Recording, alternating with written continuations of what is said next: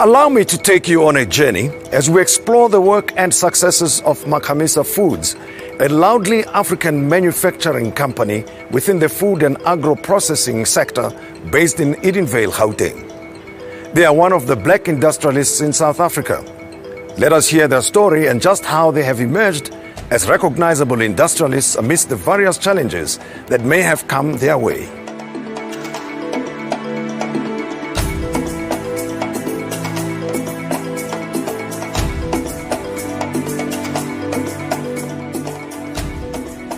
Yeah, morning.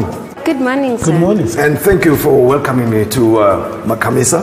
Welcome to Makamisa. Company with a great story to tell, I'm told. Yeah. And I'm here to find out. Yes. But I'm curious to know your story, Baile, and your story, Mwelelo. But let me start with you. I mean, tell me, how did you get connected to this company? I joined Makamisa Foods in 2019 after graduating from university.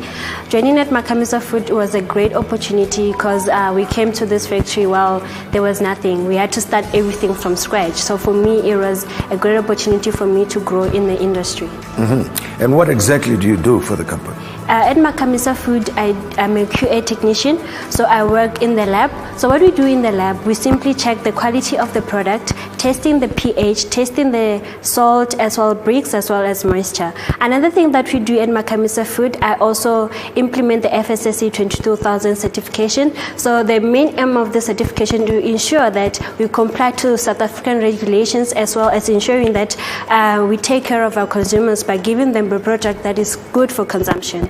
Right, and your own personal experience working here, how do you feel about it?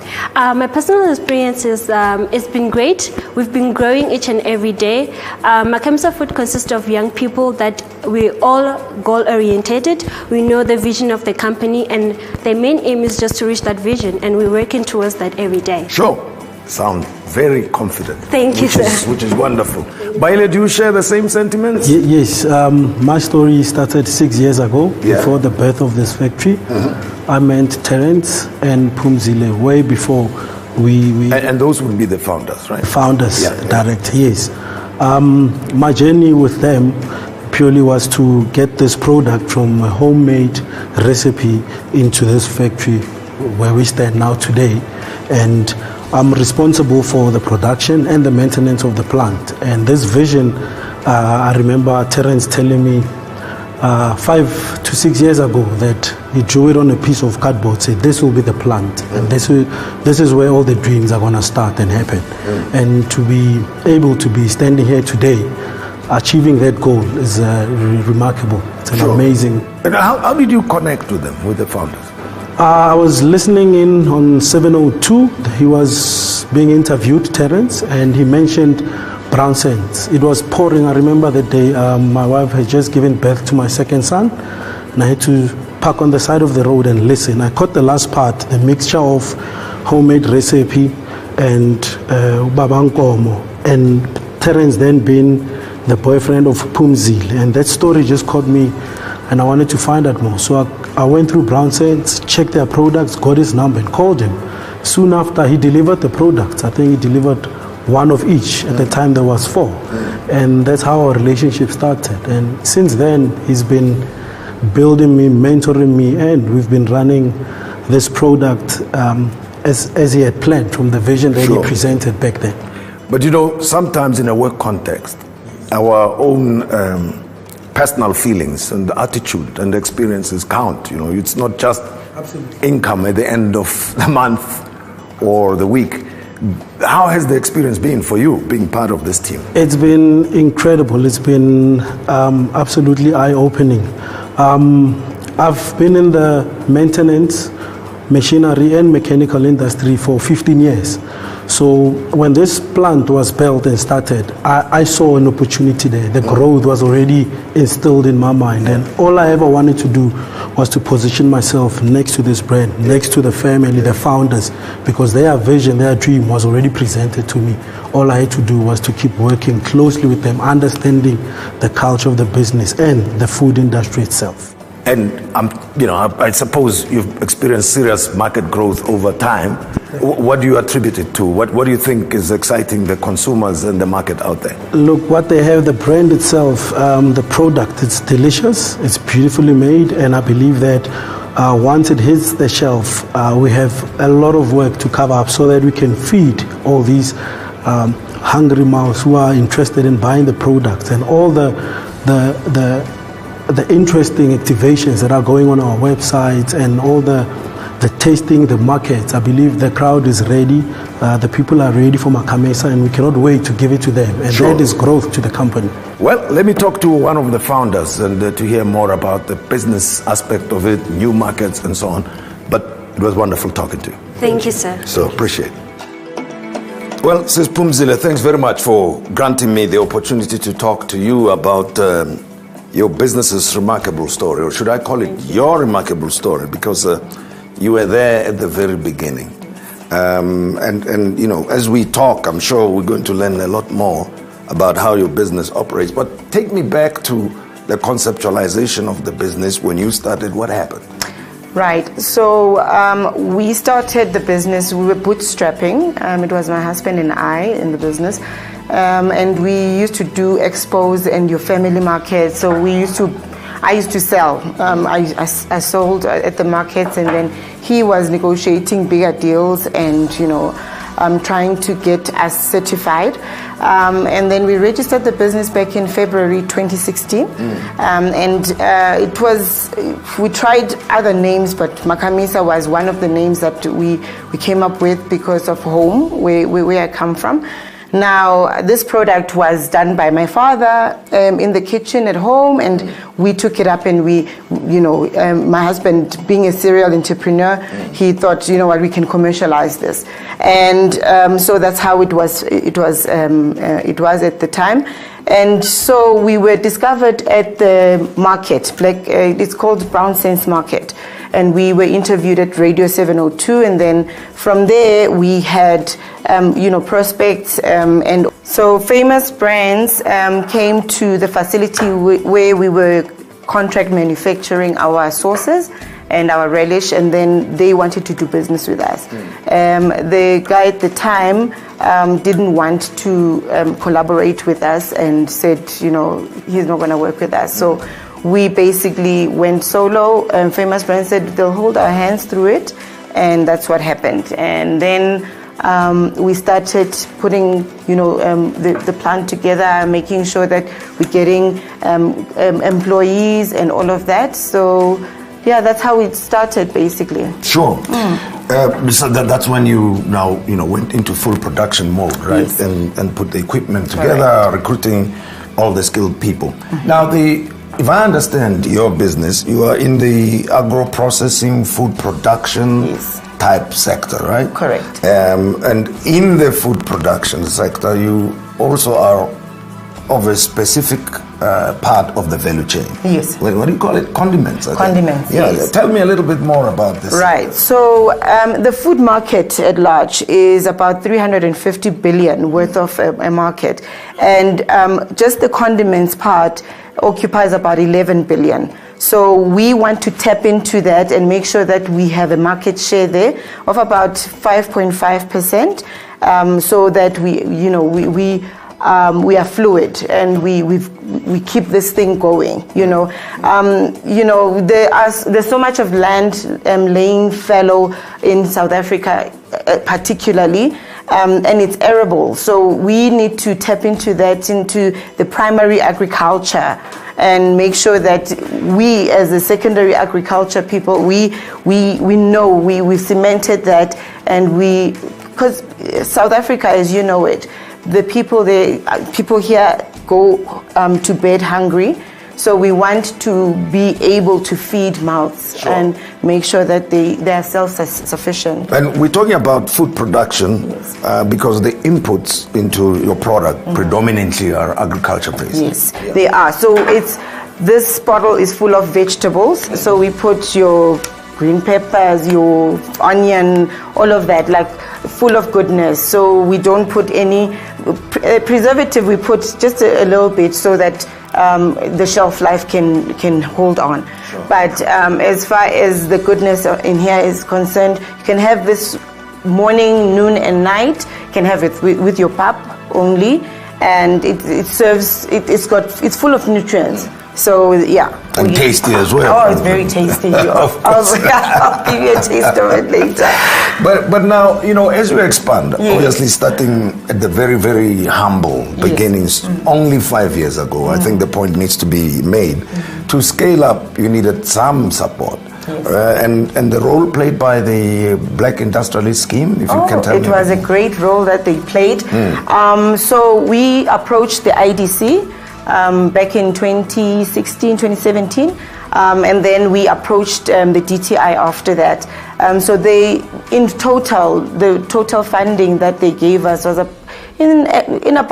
about 66 million at the moment, which 44 constitutes the capex part of it, and then the rest is just the OPEX.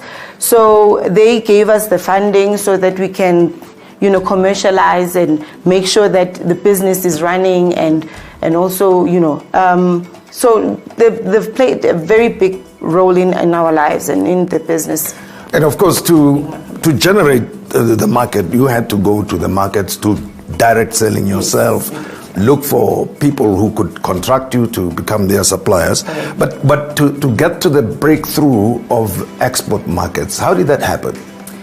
We are still not there yet. We've been to many countries trying to get the export. We are export ready. We've got FSSC 22000 certification, which is a food safety standard that is global. And then we are halal certified, we are kosher certified. So we are ready. We've got export license as well. So we've got all our ducks in the row. It's just that breaking through has not been that easy, but we are looking at countries. There are some programs and some expos that we go to in other countries in trying to get and to crack that market. But I suppose the one thing to be celebrated, or at least to be appreciated by yourselves, is the fact that the local market has been expanding. Oh, yes. Apparently substantially so. Definitely. So you can find our products at Pick n Pay, at Checkers as well. So we are trying to get into other, blue chip, let me say, convenience stores and all of that.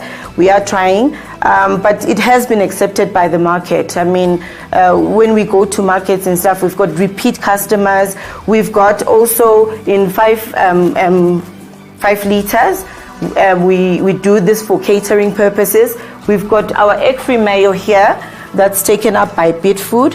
And our tomato sauce as well. So yes, so we trying to crack that market, and we have had very positive feedback there.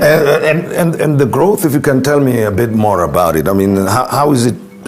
Where are you going with this growth, in other words? So, as I have mentioned, that since the condiment market is sitting at 11 billion, we just want to be somewhere. We have that market share of that 5.5%. We started bootstrapping. So our revenue at that time in 2017, it was around 111,000. Then after the funding of the Black Industrialist Scheme, there was another 4.3. We made 4.3 in revenue, 4.3 million in revenue that year. And then after that, it's been on an upward trajectory, and we've seen growth. And now the forecast in 2023 is about 43 million. So that's actually serious exponential growth. Yes, we have. Yeah, no, it has been quite great. I mean, with the backing of famous brands as well, as we co-manufacture for them, it's been quite great. It's been a great growth. Manufacturing and production, is one part of our economy where we don't see many black people participate in. Any experience that you can share with us on what it takes to make in this sector? Because, retailing fast-moving consumer goods is, let's call it the easier thing for people to do. But to be involved in the whole production process and grow a company like this is quite a mission and a half. It really is. It hasn't been easy, I must be honest. But you know, teams make it easier, right? So you build up a team and make sure that it's very strong, and you get brains. It hasn't been easy because firstly, we are black, and secondly, the market is ready to absorb let's say we train up staff. They are very ready to just grab them, right? And make sure that they have all the brains and all the skills that we've already trained up. So we can't really, it's been tough in that aspect, that you can't preserve talent for a very long time in this industry. They grab the talent and then you are left, basically, you have to start over and retrain your staff. So it's money to train your staff. So it's challenging in that manner. But I suppose you could regard it as part of the inputs into the success of the business. So just regard it as such. I would like to believe. I would like to believe that as well. But now the support from other sectors. Let me talk about the main player in the economy, the government, whether it's through the funding agencies or departments. What kind of support are you getting from them? We've gotten that support of injection to obviously put up this business, but like I said, it wasn't easy, and I think they can make it easier in terms of red tape and making sure that we get access to market, we gain access to market. The arable land that's laying fallow, it gets utilized. It's businesses like ours that need to take advantage of that, to make sure that the employment rate goes up and people don't go hungry, and all of those things are there in place. So it's not easy, but we are in the right space. We are in the right space right now to actually take advantage of all of that. You mentioned some substantial projections in terms of the amount of business that you anticipate you will do in 2023. Where is the business going to come from? I mean, it's based on something. I'd like to... Yeah, so, we've been lucky enough to be talking to blue chip companies, to, big players in the market. So our pipelines are looking very credible and very, we've been doing work. We've been doing groundwork ever since we started. Now, they've been coming forth. I can't mention names at this moment, but just watch the space. In the coming months, things are going to change. Obviously, we'll be cementing our position as well in the market. So, we have been talking to them, and we're very optimistic. And cracking the foreign export market, what are the projections? As well, we can only say that we are speaking to foreign nationals and companies that are exporting already, and so that we are export ready. We know that we've got all the documentation that is needed for that. We just need to crack that market. That's it. And of course, you've always been consumer ready. I, for one, would like to have... That is yours. That is part yours. of this. No. Such a hot can relish. Have it for breakfast, for lunch, for dinner. I want the hot one. That's perfectly fine. I'll give you a bottle of it. Thank you very much. But then I must also go into the store to buy. Yeah, no, definitely. Yeah. I would love the support. And share with other friends of mine and tell them about Please do. the fantastic work that you are doing here. And thanks very much. It talks for itself. You'll taste it. You will know that, this is us.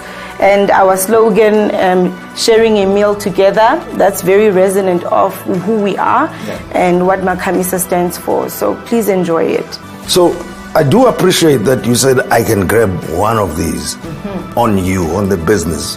Great stuff. But I need to support you. Buy this. So can people find this in the stores already? Yes. So this is found at some selected Pick and Pay stores nationally, and also Checkers. So that's where you can find it. We do want to get into restaurants as well. So if anybody, a restaurateur or whoever wants to order from us, we are gladly able to deliver there. Yeah. Sure. Okay. And good luck. Thank you very much. Thank you, sir.